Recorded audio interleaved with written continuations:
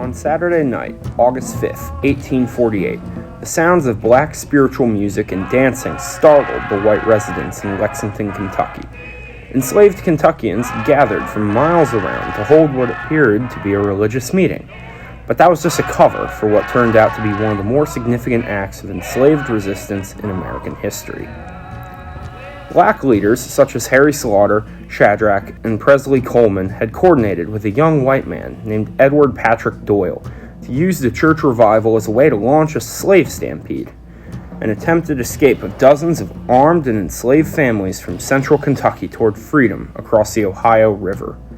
Court documents later described the freedom seekers as being arrayed in a warlike manner, carrying guns, pistols, knives, and other weapons. Local newspapers were astounded. We had never heard of such wholesale running off of Negroes before, claimed one account. It is all the work of the abolitionists. But Patrick Doyle was no ordinary abolitionist. He had a checkered past and was apparently collecting money from most of the black families to help lead them into freedom.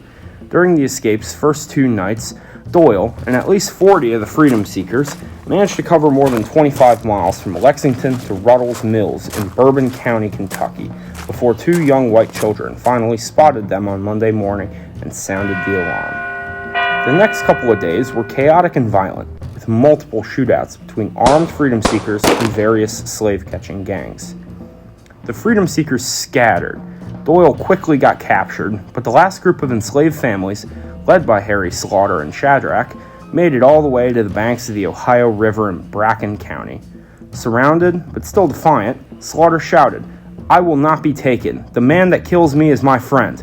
I had rather die here and now than go back to slavery." Yet, Slaughter was eventually taken alive, along with dozens of others. It's possible that in the confusion of that mobile revolt in 1848, some of the freedom seekers actually escaped. We just don't know. But for those who were captured, the punishments were swift and severe. All were re-enslaved, even Harry Slaughter, who was convicted at trial for helping to organize the attempted insurrection. Many of the re-enslaved were also sold away from their families to bondage in the Deep South. The white organizer, Patrick Doyle, was sentenced to 20 years of hard labor in the Kentucky State Penitentiary.